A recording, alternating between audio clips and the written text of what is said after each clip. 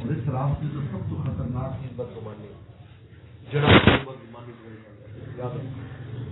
اگر اس کسی آدمی نے گل سمجھ آ جائے تو بدگمانی نہ کرے بڑوں سے کبھی بھی. یعنی عام مسلمان سے بدگمانی حرام ہے. خواص کے ساتھ تو بدگمانی زہر قاتل ہے. نسلیں تباہ ہوئی. حضرت خان نے لکھا ہے ایمان سے بھی نکل گئے ہیں بہت سے لوگ اس وجہ سے جب خواص کے ساتھ. مجھے بتاؤ صحابہ سے جو بدگمانی کرتا تھا آپ کیا کہتے ہیں ان کے بارے میں؟ بدگمانی ہے نا. آپ کیا کہتے ہیں ان کے بارے میں؟ آپ کہتے ہیں مسلمان. یہی ترتیب ہے نائبین پیغمبر کی. جی ان کو فوراً بڑوں پر جو وابستہ اصل کیا حالات تھے کیا نہیں اس کا قصور ہے. اس کا قصور نہیں. وہ جو ہے چھوٹا ہے اس کا قصور ہوگا بھائی. لیکن فوراً بدگمانی کرنا بہت خطرناک ہے. اس لیے میں اس راستے میں نے جو سمجھا ہمیں جو کچھ بھی اللہ تعالیٰ نے اپنے فضل سے عطا فرمایا ہے اس کے بس ایک ہی میرے پاس گرہ ہے کہ میں نے کبھی بھی استاد اور شیخ کے بارے میں کبھی بھی بدگمانی نہیں آنے دی. میں نے تصور میں بھی کبھی بری بات کسی کے بارے میں نہیں سوچی. استاد اور مشائخ کے بارے میں زبان سے کہنا عمل تو بہت دور کی بات ہے. یہی ایک کامیابی ہے جس سے ہمیں کچھ ملا ہے.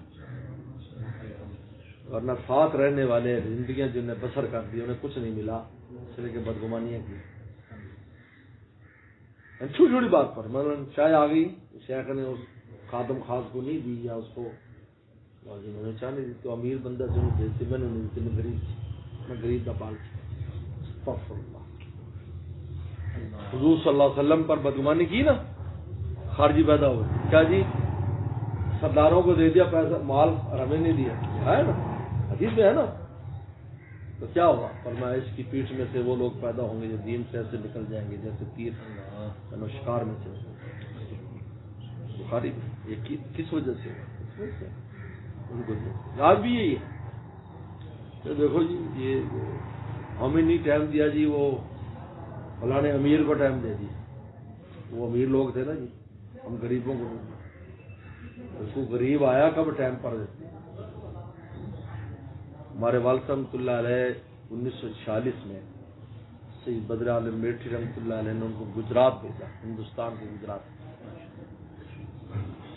اس مدرسے کے لیے بھیجا تو حضرت یہیں تھے.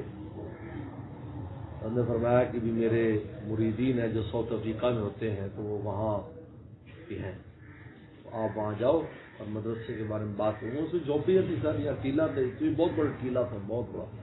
یہ سب ٹیلا تھا. اس لیے ہمارے زمانے ریتلی زمین ہے. بارش ہوگی فوراً پانی غائب ہو جاتا ہے.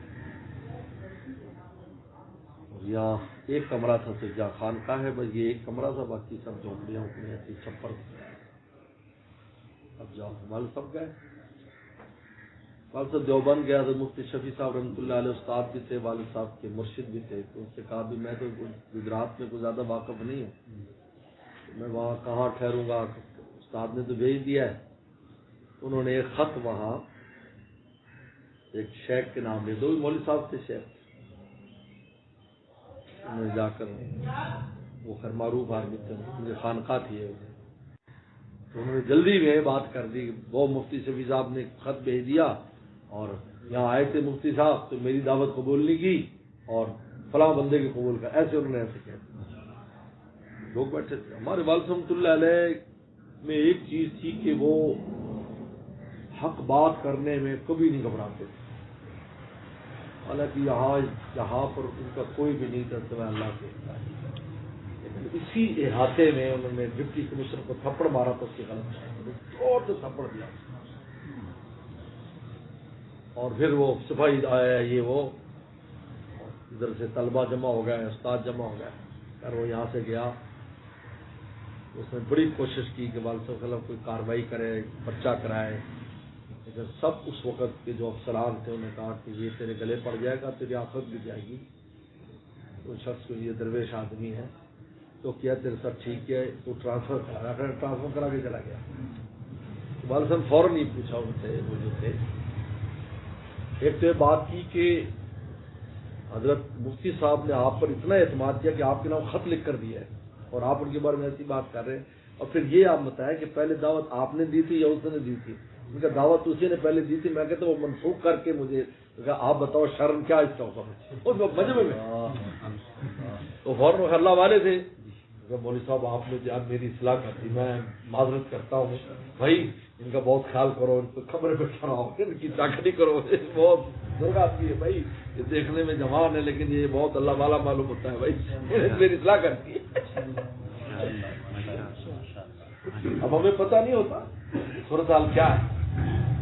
ایک آدمی پہلے دعوت دیتا مطلب وہ چاہے بڑا آدمی ہے کچھ بھی, اور دوسرا غریب کا بال آ جائے تو کرنے آ چلو, کوئی شرم ذمہ داری کس طور پر جس کی دعوت قبول کر لیا. وہ غریب امیر کا مسئلہ, بدگمانی بہت خطرناک اس راستے میں, جس کو کبھی قریب نہ ہو. شیطان کا حملہ یہی ہوتا ہے.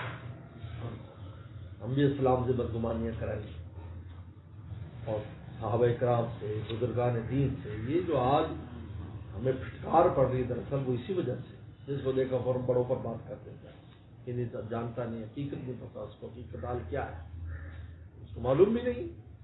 اللہ کہتے کبھی بھی اپنے علم پر بڑوں کو نہ تولو.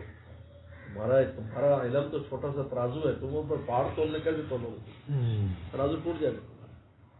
تم کیا جانتے ہو. اس لیے حضرت تھانوی رحمۃ اللہ فرماتے جو بڑا عالم ہوتا ہے اس کو بدگمانی نہیں ہوتی, وہ جانتا ہے کہ یہ جو بزرگ ہے یہ جو عمل کر رہے ہیں اس کو فلاں فلاں شریعت میں یہ چیزیں موجود ہیں, اور یہ عاشق کو نہیں ہوتی.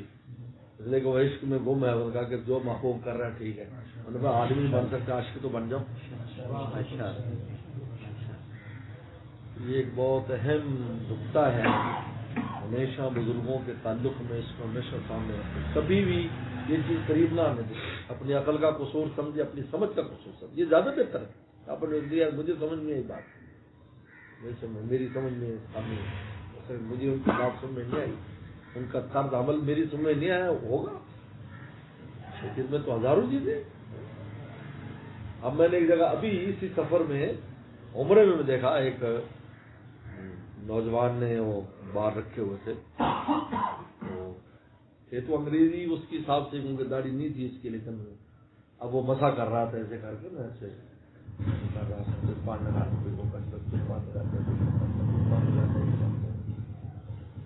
اب ہم نے جو مسا ایک سیکھا وہ یوں کر کے یوں کریں گے, ہم اور بدگمانی کریں گے یار یہ خلاف سنت کر. حالانکہ امام بن حنبل رحمۃ اللہ علیہ نے یہ بھی لکھا ہے کہ بڑے بال ہوں عورتوں کے لیے کہ ایسے کر سکتے تاکہ بال خراب نہ ہو.